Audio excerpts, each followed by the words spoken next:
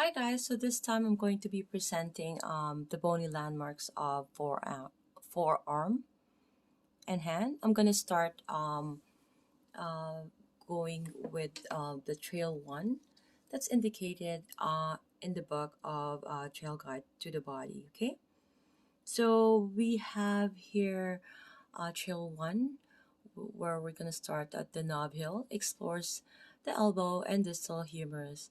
So it has the olecranon process and fossa, which here indicated here or in this case here, right? These are the epicondyles of the humerus. Okay, so from the olecranon process and fossa to the condyles of the humerus.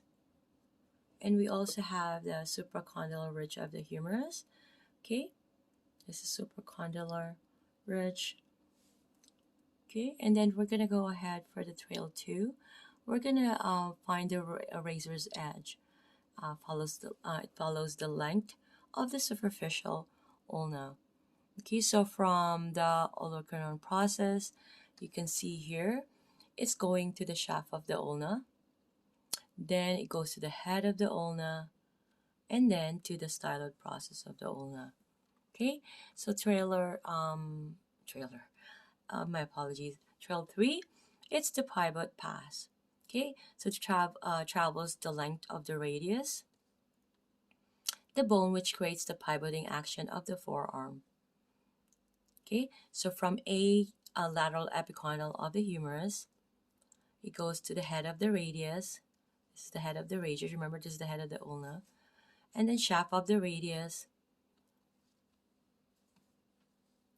You see the difference of the shaft of the ulna to the shaft of the radius. Okay, and then styloid process of the radius. Okay, and then the Lister's tubercle. This is the Lister's tubercle. Stellar process. This is the stellar process of ulna, stellar process of radius, and this is Lister's tubercle. Okay. Um, we have the trail 4. Walking on your hands, which I'm going to go turn page. Next page explores the small carpal bones of the wrist as well as the bones and the joints of the hand. Okay. So I have here, let's see, yeah, I believe you can see everything here. So you see the image in this area here. Okay, so the Olecranon process and fossa. So the client is being uh, placed in a seated position, and then in the posterior view of the right elbow, the therapist is locating the olecranon process. Okay, so partner being seated, the client shakes hands with your partner and explore the large superficial knob at the elbow. So palpate and explore its angular surface and sides. So passively flex and extend the elbow, noticing how the olecranon process feels in various positions. So the olecranon process and fossa.